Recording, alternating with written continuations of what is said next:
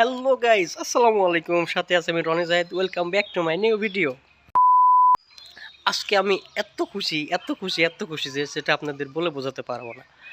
আর আমার এই খুশির কারণ হচ্ছে কি, সেটাই আপনাদের আজকে বলবো।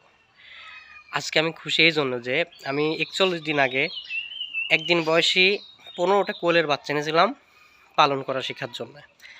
তো সেই বাচ্চা আজ 41 দিন পর প্রথম ডিম দিয়েছে। তো আমি আজকে সেই জন্য অনেক খুশি। আর এই খুশি ভাগ করে নেওয়ার জন্য আজকে চলে আসলাম আরেকটা নতুন ভিডিও নিয়ে। তো অনেকেই বলতে পারেন যে কোয়েল পাখি, সামান্য একটা কোয়েল পাখি ডিম দিয়েছে, তার জন্য এত খুশি কেন? হ্যাঁ, কারণ আছে, অবশ্যই এত খুশি হওয়ার কারণ আছে।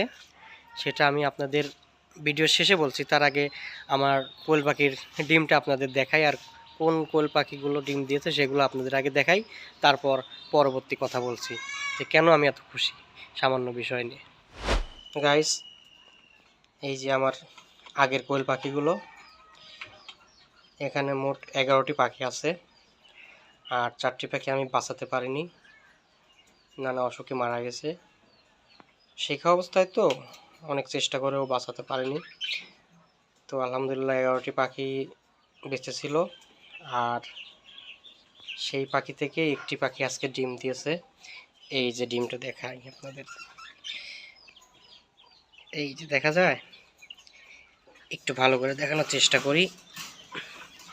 এই যে দেখুন,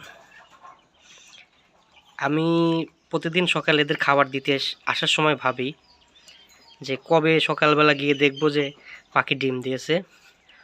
প্রত্যেক দিন সকালে এই কথা মনে মনে ভাবি আর খাবার দিই তাদের।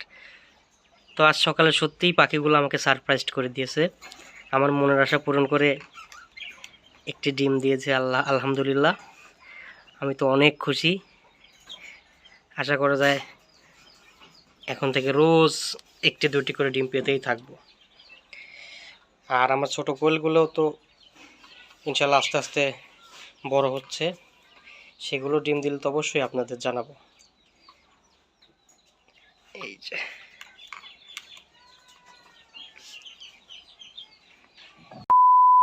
তো দেখলেন গাইস আমার কোয়েল পাখিগুলো এবং কোয়েল পাখির ডিমটা।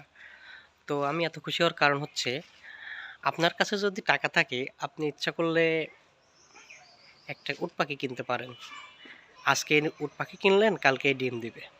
এরকম আপনার কাছে টাকা থাকলে আপনি কিনতে পারেন। কিন্তু আপনি একটা কোয়েল পাখির বাচ্চার দাম ছোট থাকলে 10 টাকা দাম নেয়।